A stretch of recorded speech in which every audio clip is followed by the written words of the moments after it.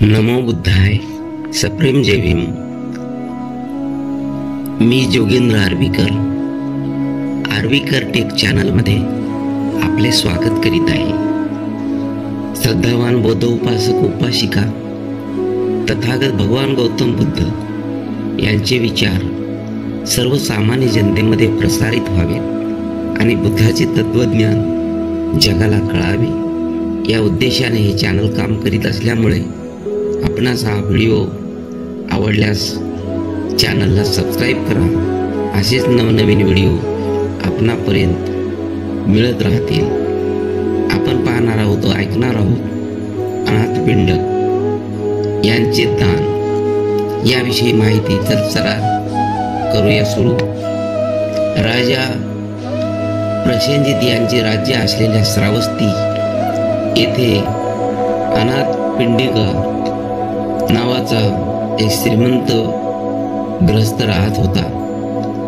श्रावस्ती येथील जनता संपूर्ण सुखी समाधानी जीवन जगत होती. धनधान्याने समृद्ध असलेल्या या ठिकाणी सुख समाधान आणि शांती नांदत होती. लोक येथे गुण्यागोविंदाने राहू लागले होते. अनाथपिंडिक यांच्या मनात एक विचार आला की श्रावस्ती येथे एक भव्य दिव्य असे विहार बांधण्यात यावे. अनाथपिंडिक हा निराधार आणि अनाथ लोकांना सहारा देत असे.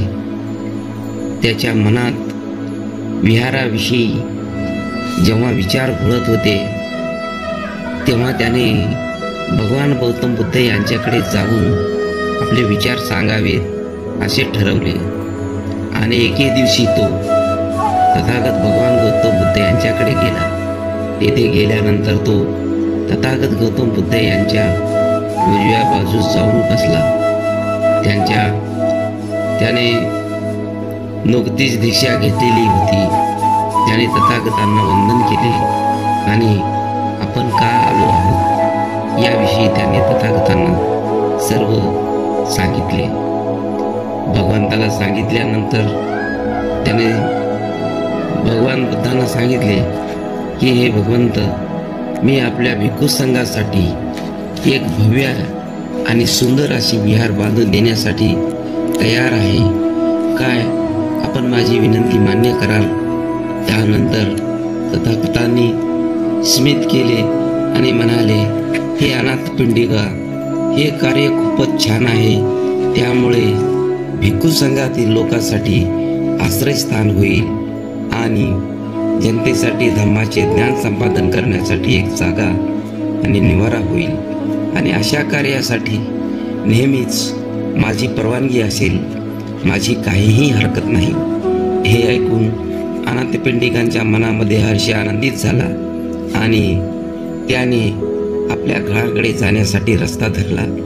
जात असताना त्याला वाटेत एक राजकुमार जेत यांचे हिरव्या गर्द झाडांनी आणि वाहणारे निर्मळ झऱ्यांचे पाणी असलेले सुंदर असे उद्यान पाहून त्याच्या मनामध्ये आनंद झाला आणि त्याने विचार केला, या जागेवर विहाराची निर्मिती झाली तर किती सुंदर होईल.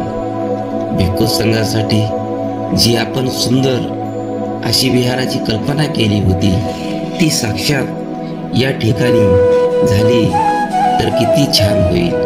त्याने ही जागा पाहिल्यानंतर तो उद्यानाचे मालक असलेले जेत राजकुमार यांच्याकडे गेला. त्याने ते उद्यान विकत घेण्यासाठी राजा जेत यांची अनुज्ञा मागितली आणि राजकुमार जेत हे उद्यान विकण्यासाठी तयार झाले नाहीत. कारण जेत राजकुमार यांनी ते उद्यान बहुमोल खर्च करून तयार केलेले होते आणि त्यांना ते खूप बहुमोल वाटत असे. जेत राजकुमार याने अनाथपिंडिकास प्रथमतः नकार दिला होता, परंतु खूप विनंती आणि केल्यानंतर त्यास राजा जेतकुमार याने विचारले, तू मी जी किंमत सांगेल ती देण्यास तयार आहेस का? त्यावर अनाथपिंडक राजाला म्हणाले, होय राज, आपण सांगा, त्या उद्यानाची किंमत काय आहे ती मी घेण्यासाठी तयार आहे. तर त्यावेळेस राजकुमार सेठ याने सांगितले की तू हे उद्यान घेणार असेल तर या सर्व भूमीवर तुला सुवर्ण मुद्रा पसरशील तरच मी तुला उद्यान देण्यास तयार आहे. त्यानंतर अनाथपिंडिकाने त्यांच्या या किमतीवर तयार झाले आणि त्यांनी त्या जागेवर सुवर्ण मुद्रा पसरविण्यासाठी आणि तितके जी किंमत देण्यासाठी ते राजेत यांस तयार झाल्यानंतर ते निघून गेले. त्यानंतर अनाथपिंडिक सर्व सुवर्ण मुद्रा घेऊन त्या ठिकाणी उद्यानावर राजकुमार जेत यांना बोलवण्यात आले. तेव्हा ते पाहून राजा जेत हा आश्चर्यचकित झाला आणि खूप मोठं द्रव्य, इतकी मोठी किंमत देण्यास ह्या व्यक्तीजवळ इतका पैसा, इतकं द्रव्य आहे तरी किती, असे वाटून त्यास तो आश्चर्यचकित झाला आणि नंतर त्याचे विचार बदलले आणि तो आपले उद्यान देण्यासाठी त्याने अनाथपिंडिकाला नकार दिला आणि त्यांना म्हणाला, हे अनाथपिंडिका, तू काही तसदी घेऊ नकोस, मला हे उद्यान विकायचे नाही. असे म्हटल्यानंतर अनाथपिंडिक याने त्यांना विनंती केली, असे तुम्ही करू नका, आपण बोलणी केलेली आहे त्याप्रमाणे तुम्ही वागले पाहिजे. परंतु त्याने काही मान्य केले नाही. शेवटी अनाथपिंडिका यांनी न्यायदानाचे दार ठोठावले आणि हे प्रकरण न्यायाधीशाकडे जाऊन पोहोचले.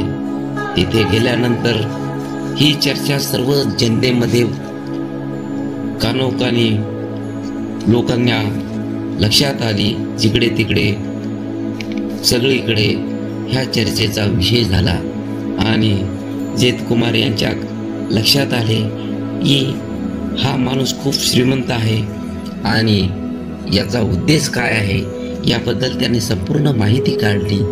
त्याने भगवान गौतम बुद्धासाठी हे जेतवन तयार करून देण्यासाठी आणि इतके मोठे दान करण्यासाठी हा व्यक्ती तयार आहे, तर अशा माणसाला आपणही मदत केली पाहिजे असा विचार जेतवन राजाच्या मनामध्ये आल्यानंतर जेतवन राजा शेवटी तो उद्यान देण्यास तयार झाला. त्याने नंतर त्याला बोलावून घेतले आणि जे अनाथपिंडिकाला सांगितले, अरे अनाथपिंडिक, तू हे जर विहार भगवान गौतम बुद्ध आणि बौद्ध भिक्खू संघासाठी हे जर दान करण्यास तयार असेल तर मी सुद्धा या उद्यानाची जी किंमत सांगितलेली आहे, या सुवर्णमुद्रा तुला सांगितलेल्या आहेत, या सुवर्णमुद्रा मी अर्ध्या सुवर्णमुद्रावर मी तयार आहे आणि ही जमीन तुला विकली म्हणून समज आणि तू तुझ्या कार्यासाठी तयारी कर, असे म्हणून त्याने तो तयार झाला. परंतु तुला हे वृक्ष आहेत ते तथागताच्या दानात वृक्ष मी अर्पण करीत आहे. हे तथागताच्या विहाराच्या पाया तयार झाल्यानंतर तथागतांच्या आदेशानुसार प्रमाणबद्ध असे अनुरूप विहार शिल्पकाराने तयार करण्यात आले. विहाराची सजावट करण्यात आली आणि शोभिवंत विहाराची निर्मिती पूर्ण झाली. विहार पूर्ण झाल्यानंतर विहारास जेतवन असे नाव देण्यात आले. तथागतांना श्रावस्तीला त्याचे दान करण्यासाठी पाचारण करण्यात आले. तथागत यावेळी कपिलवस्तू येथे होते. त्या ठिकाणाहून श्रावस्तीला आले तेव्हा तथागत तिथे पोहोचले. तेव्हा त्यांच्या पोहोचल्याबरोबर सुगंधी पुष्पवृष्टी करण्यात आली. सुगंधी धूप जाळला. सोन्याच्या झाडीतून तथागतांच्या हातावर पाणी सोडण्यात आले. तेव्हा अनाथपिंडक म्हणाला, अखिल जेतवनातील अखिल जगातील भिक्खू संघांच्या उपयोगासाठी मी हे जेतवन विहारासाठी मी आपणास हे दान देत आहे. तथागतांनी दानाचा स्वीकार करण्यात उत्तर दिले की सर्व अमंगावर विजय प्राप्त हो ह्या दानाने आणि अखिल मानव जातीला कल्याण हो आणि सर्वत्र न्यायाचे वास्तव वर्धित हो. अनाथपिंडिक हा तथागतांच्या 80 शिष्यापैकी एक होता. तो प्रमुख म्हणून होता अशी त्यांची ख्याती होती. अशी आणि त्याला त्या ठिकाणी प्रमुख धर्मदाता म्हणून ही पदवी बहाल करण्यात आली. श्रद्धावान उपासक श्रोते हो, हा व्हिडिओ आवडला असल्यास या चॅनलला सबस्क्राईब करा. बेल आयकॉन या चित्रावर क्लिक करून व्हिडिओ निर्मात्याला धर्मकार्याला तथागताच्या कार्याला गतिमान करण्यासाठी मदत करा. धन्यवाद. जय भीम. नमो बुद्धाय.